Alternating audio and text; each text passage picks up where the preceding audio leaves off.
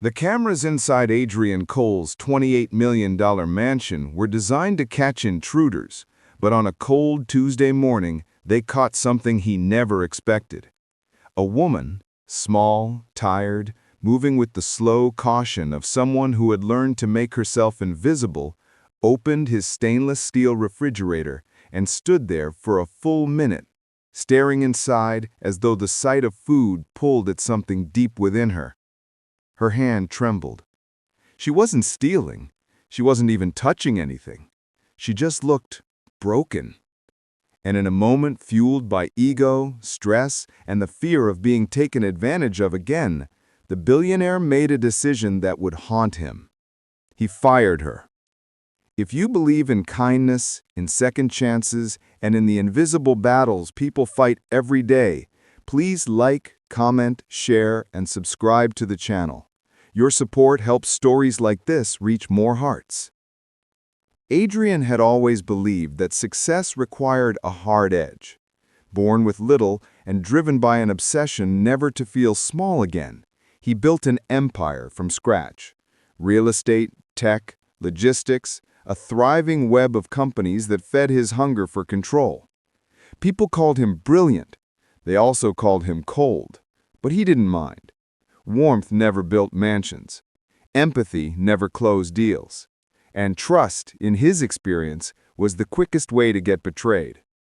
So when he saw the footage of Maria, the maid who'd been working for him for only 2 weeks, standing at the fridge, a storm of anger spread through him. In his mind, it was simple. Anyone caught snooping was a threat.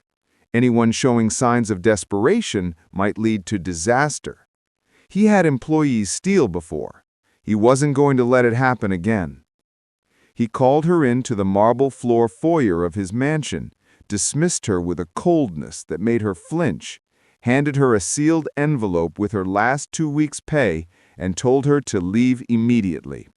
She tried to speak, voice cracking with something like fear or apology, but he shut the door before she could finish. For the rest of the day, he didn't think of her again. Rich men don't linger over small mistakes. But life has a way of circling back. The following morning, Adrian's younger sister, Ella, one of the few people who could enter his home without an appointment, showed up earlier than usual. She found her brother pacing through the living room, phone pressed to his ear, barking orders at someone across the world. She waited until he ended the call before speaking. She'd always been the gentler sibling, the one who taught him compassion when they were young.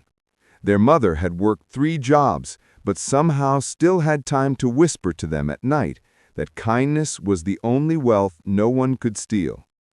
Adrian used to believe her, until life taught him otherwise. "Adrian," she said softly, "why did you fire the maid yesterday?" He barely looked up from his tablet. "She was checking the fridge, snooping. I don't tolerate that." "Did she take anything?" "It doesn't matter. It's about boundaries." She sighed deeply. "You didn't ask her why." He waved the subject away, but her voice sharpened, slicing through his irritation. "She has a child, Adrian, a little boy with health issues. She was hired because she desperately needed the money.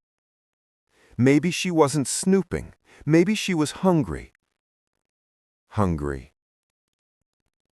The word landed heavier than expected, but he shrugged it off. "We all have problems, Ella. That doesn't give her the right to—" But Ella wasn't listening anymore. She was staring at him with the same disappointment their mother used to show when he forgot his homework or lied about brushing his teeth. "You've forgotten where we came from," she whispered, "and that scares me." Then she left. Those words, simple, quiet, echoed in his mind for hours. Forgotten where we came from. Adrian tried to bury himself in work, but the footage kept replaying in his thoughts. The hesitation in Maria's posture, the way she almost reached for something but stopped, the sadness hanging around her like a heavy coat. By evening, he caved and asked his assistant to look up her employment file. It wasn't much. Single mother, 1 emergency contact listed as her sister, Previous job lost due to company downsizing. Spotless background check. Excellent references. He hesitated, then searched her address, an old two-story building in one of the poorer neighborhoods at the edge of the city. He told himself he was only checking, only making sure she hadn't tried to retaliate or cause trouble. But a quiet guilt was growing, faint but persistent. Which is how, an hour later, a billionaire found himself sitting in a sleek black car on a cracked street lined with flickering lights and peeling paint, staring at the building where her former maid lived. He didn't know what he expected to see. Maybe her yelling at neighbors, proving she was trouble, proving firing her was justified. But what he saw instead nearly stopped his breath. Maria emerged from the doorway slowly, holding a small boy wrapped in a worn blanket. The child's head rested limply on her shoulder. His breathing seemed shallow, his cheeks far too pale. She clutched him tight as though afraid he might slip away. She flagged down a taxi, and even from a distance, Adrian could see her struggling to keep tears from spilling. Something tightened in his chest, an unfamiliar feeling, one he used to know, but had buried long ago. He followed the taxi, not too close, but close enough, to a clinic. He watched as she carried her son inside, exhaustion bending her frame. He waited 15 minutes, then 20, then 30, eyes drawn to the flickering lights above the clinic entrance. Finally, he stepped out of his car and walked in. Inside, the clinic was crowded, the air filled with whispers and the rasp of old fans. He searched until he saw her at the reception desk, shoulders shaking as she spoke to the nurse. I understand, she said brokenly, but I already used the assistance fund last month. Is there anything you can do? The nurse shook her head with tired sympathy. I'm sorry. We can't release the medication without payment again. Maria nodded, swallowing hard. She thanked the nurse, lifted her son, and carried him to a chair in the waiting area. When the boy coughed, her entire body jerked in fear. She held him close, rocking him gently, whispering apologies he was too young to understand.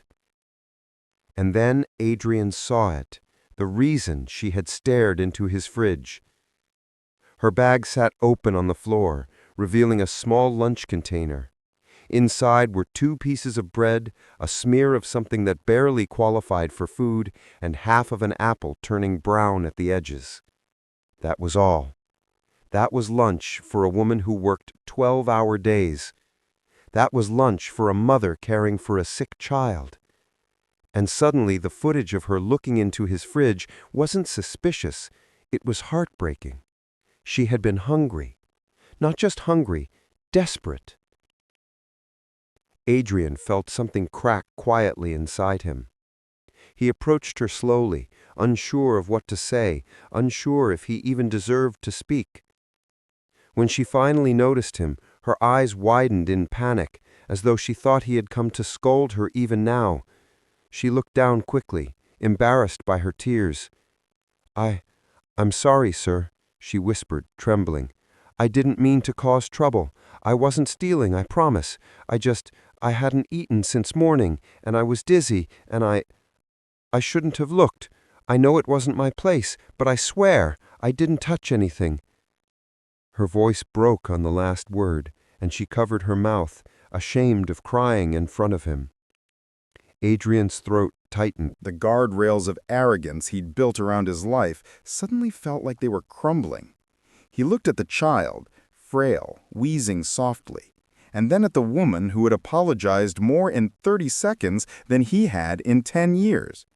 And he felt something he hadn't felt since he was a boy, standing beside his mother while she counted coins to buy groceries. He felt human.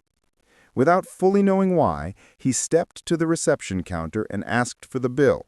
The nurse told him, and the amount, while devastating for someone like Maria, was nothing to him. He paid for everything, the medication, the exam, the additional tests the doctor recommended, even transportation for 2 weeks of follow-ups. When he returned to her, she stared at him in shock. "You didn't have to," she whispered weakly. "No," he said softly, surprising even himself. "I did." But that wasn't the end. Something inside him refused to walk away. He offered her a ride home, and when she hesitated, he gently insisted. She accepted because her son needed rest more than she needed pride. The car ride was quiet, but heavy with unspoken truths. As they reached her apartment building, he looked at the cracked walls, the broken balcony rails, and felt a deep, burning remorse. He had fired a woman desperately trying to hold her world together. He had punished hunger. He had judged without understanding. Before she stepped out of the car, he said, "Maria, I was wrong." Her eyes filled instantly with tears, because humility from the powerful is the rarest form of grace. She didn't say anything. She didn't need to. Her silence was forgiveness wrapped in exhaustion. Over the next few days, something shifted in Adrian's life. He found himself thinking about Maria's son, about how small he had looked, how his thin fingers had clutched at his mother's shirt, how she had kissed his forehead with a fear no parent should carry alone.